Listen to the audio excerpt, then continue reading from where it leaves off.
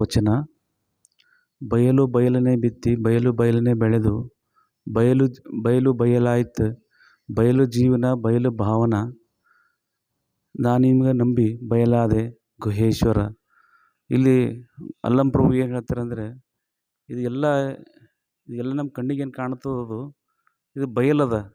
ಈ ಬಯಲ್ದಾಗೆ ನಾವು ಬಿತ್ತೇವೆ, ಬಯಲ್ದಾಗೆ ನಾವು ಏನು ಮಾಡ್ತೇವೆ, ರಾಶಿ ಮಾಡ್ತೇವೆ.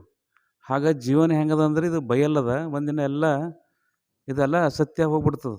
ಇದೆಲ್ಲ ಯಾರಿಗೆ ಕಣ್ಣಿಗೆ ಕಾಣ್ತದೆಲ್ಲ ಹೋಗ್ಬಿಡ್ತದೆ. ಅದು ಹಿಂದಕ್ಕೆ ಭೀ ಬಯಲಿತ್ತು, ಈಗ ಭೀ ಬಯಲಾಯ್ತದ, ಮುಂದೆ ಭೀ ಬಯಲಾಯ್ತು ಅಂತ ಹೇಳ್ತಾರೆ ಅಲ್ಲಂ ಪ್ರಭು.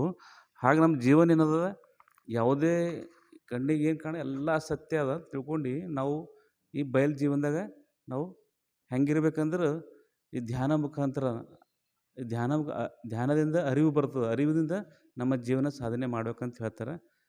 ಇಷ್ಟು ಹೇಳಿ ನಾನು ಮುಗಿಸ್ತೀನಿ.